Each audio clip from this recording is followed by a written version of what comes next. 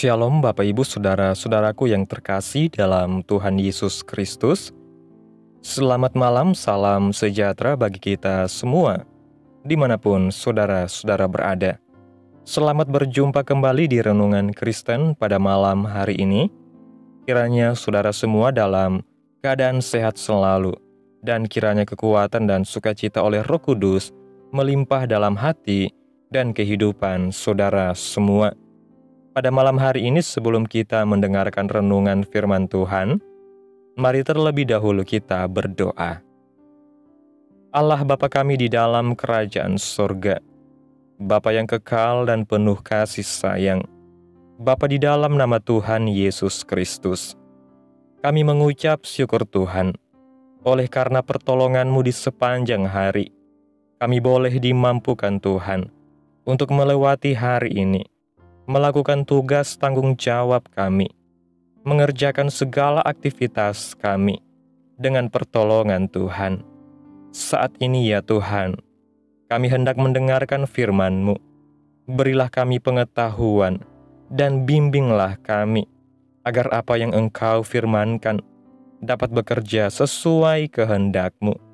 Bukalah hati dan pikiran kami ya Tuhan, untuk mendengar dan menerima firman-Mu. Kiranya firman-Mu ini dapat kami lakukan di dalam setiap kehidupan kami dan menjadi berkat bagi hidup kami. Berbicaralah ya Tuhan, kami sudah siap menerima firman-Mu. Dalam nama Tuhan Yesus Kristus kami berdoa. Amin. Bapak Ibu Saudaraku yang dikasihi Tuhan, ayat renungan kita pada malam hari ini terdapat dalam kitab 1 Petrus pasal 3, ayat 8 sampai ayat 12 yang berkata demikian. Dan akhirnya, hendaklah kamu semua seia sekata, seperasaan, mengasihi saudara-saudara, penyayang dan rendah hati, dan janganlah membalas kejahatan dengan kejahatan, atau caci maki dengan caci maki, tetapi sebaliknya, hendaklah kamu memberkati, karena untuk itulah kamu dipanggil, yaitu untuk memperoleh berkat. Sebab siapa yang mau mencintai hidup dan mau melihat hari-hari baik, ia harus menjaga lidahnya terhadap yang jahat dan bibirnya terhadap ucapan-ucapan yang menipu. Ia harus menjauhi yang jahat dan melakukan yang baik. Ia harus mencari perdamaian dan berusaha mendapatkannya. Sebab mata Tuhan tertuju kepada orang-orang benar, dan telinganya kepada permohonan mereka yang minta tolong, tetapi wajah Tuhan menentang orang-orang yang berbuat jahat. Bapak Ibu Saudaraku yang diberkati Tuhan, pernahkah saudara merasa begitu sulit untuk berdoa? Iya, seringkali kita pernah merasa untuk sulit menaikkan doa-doa kita, dan hari-hari itu sangat mengerikan. Mungkin kita bisa kelihatan sedang berdoa, berusaha merangkai kalimat-kalimat doa, tetapi sebenarnya kita tidak sedang terhubung dengan Tuhan. Firman Tuhan sebenarnya sudah memperingatkan kita tentang hal ini. Persis sebelum bagian yang kita baca, Petrus mengingatkan para suami untuk mengasihi dan menghormati istrinya, agar doanya tidak terhalang.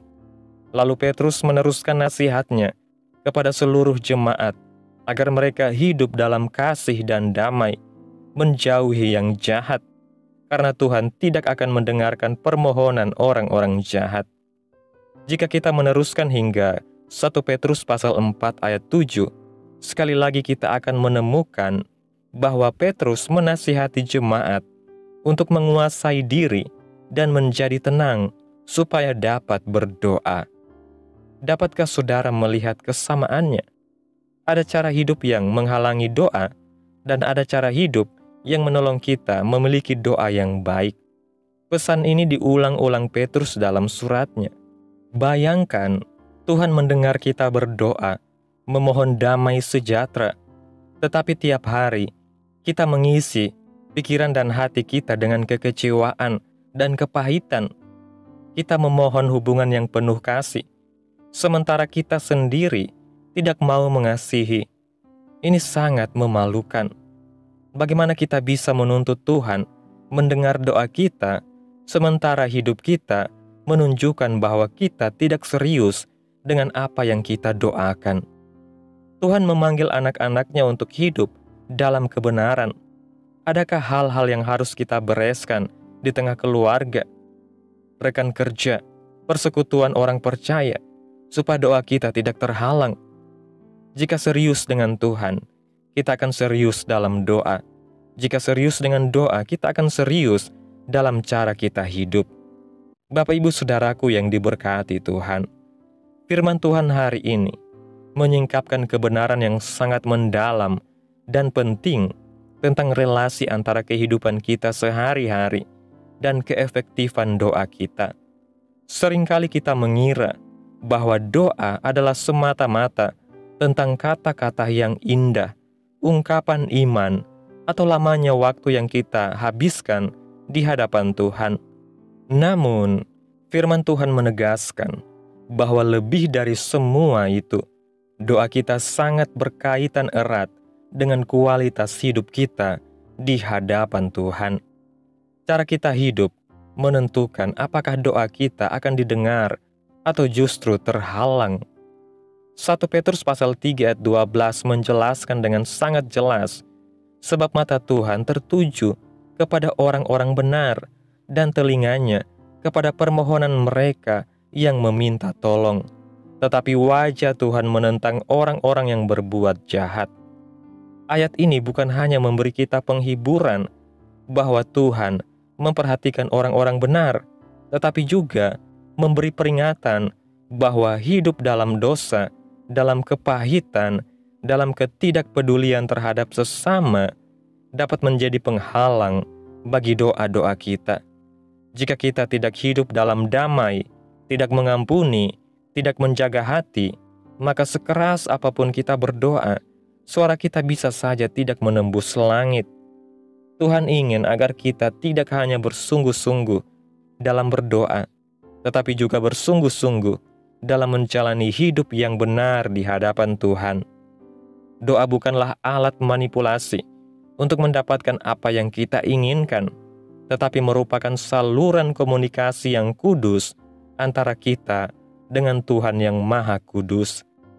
Maka tidaklah mengherankan jika Tuhan sendiri menetapkan bahwa kehidupan yang bersih, penuh kasih, damai, dan benar menjadi dasar utama untuk membangun doa yang didengar Tuhan.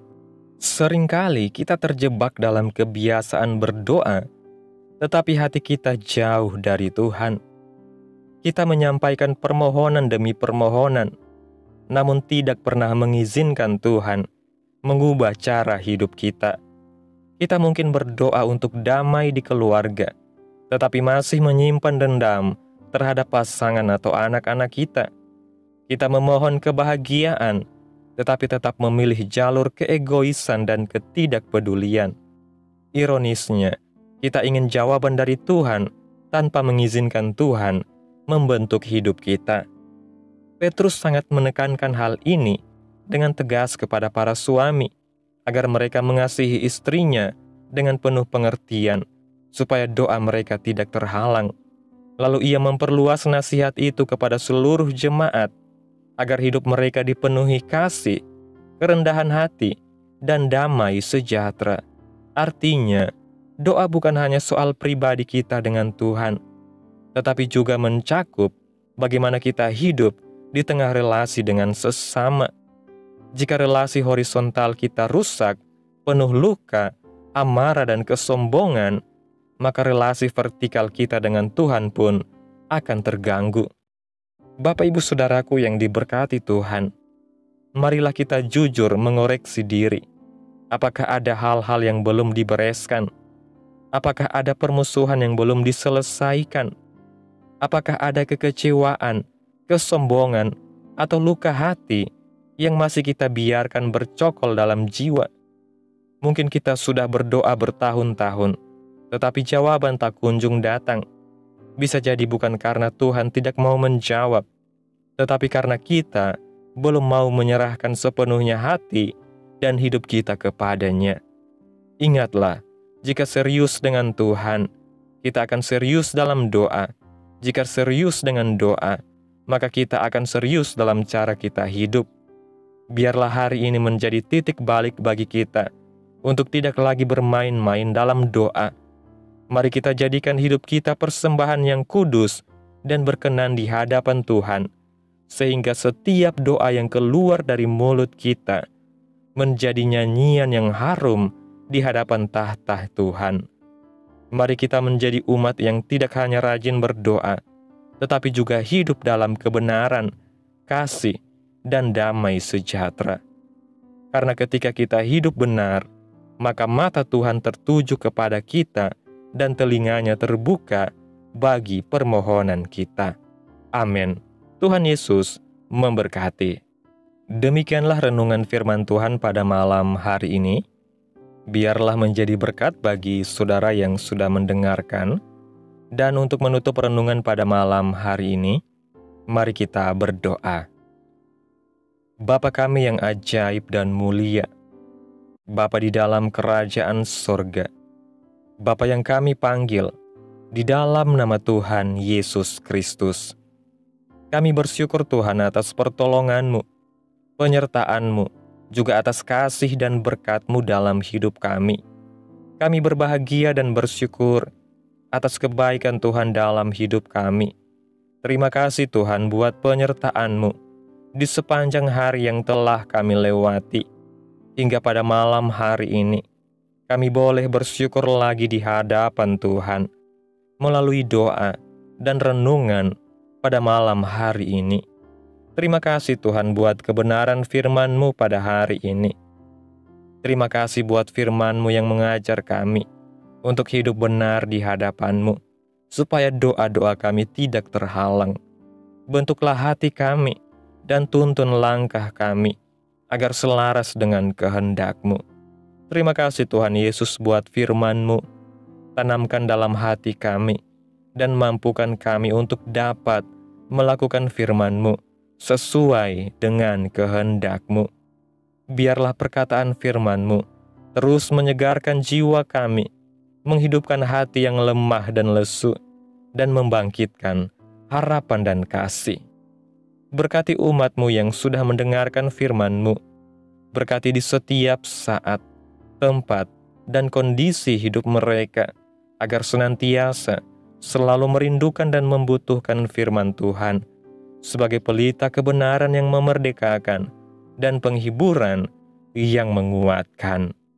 Ajarilah kami bahasa firman-Mu, dan bimbinglah kami untuk selalu hidup sesuai kehendak-Mu, agar kami selalu dekat kepada-Mu. Kiranya Engkau terus memberkati kehidupan kami, keluarga kami, sanak saudara kami, daerah tempat tinggal kami, bangsa dan negara kami, pemerintah kami. Biarlah semuanya dalam berkat perlindungan-Mu ya Tuhan, dan jadilah sesuai kehendak-Mu yang terbaik dalam kehidupan kami. Hamba berdoa ya Tuhan, buat umat-umat-Mu yang sudah mendengarkan renungan pada malam hari ini, yang saat ini sedang mengalami sakit penyakit, pergumulan masalah, kebutuhan ekonomi. Kiranya Engkau menjamah kehidupan umat-umat-Mu, sembuhkan sakit penyakit mereka, pulihkan keadaan umat-umat-Mu, berkati perekonomian mereka, serta berikan jalan keluar dalam setiap pergumulan masalah yang umat-umat-Mu sedang hadapi. Dan ajarlah kami ya Tuhan, untuk selalu berharap dan percaya sepenuhnya hanya kepada Tuhan Yesus. Pada malam hari ini ya Tuhan, kami akan beristirahat dalam tidur kami. Tutup bungkus kami oleh kuasa-Mu. Hindarkan kami dari segala kecelakaan, mara bahaya, sakit penyakit, orang-orang jahat, kuasa-kuasa kegelapan, iblis, bencana-bencana alam, hal-hal yang tidak kami inginkan. Tuhan singkirkan, Tuhan jauhkan, Tuhan hancurkan, hanya di dalam nama Yesus. Kiranya Engkau sertai dan lindungi kami di sepanjang malam ini, sehingga kami boleh bangun besok pagi dengan tubuh yang sehat, kuat, dan diberkati Tuhan. Terima kasih Tuhan Yesus. Inilah yang menjadi doa kami. Mari sama-sama kita berdoa. Bapa kami. Bapa kami yang di sorga, dikuduskanlah nama-Mu. Datanglah kerajaan-Mu. Jadilah kehendak-Mu di bumi seperti di sorga. Berikanlah kami pada hari ini makanan kami yang secukupnya, dan ampunilah kami akan kesalahan kami, seperti kami juga mengampuni orang yang bersalah kepada kami.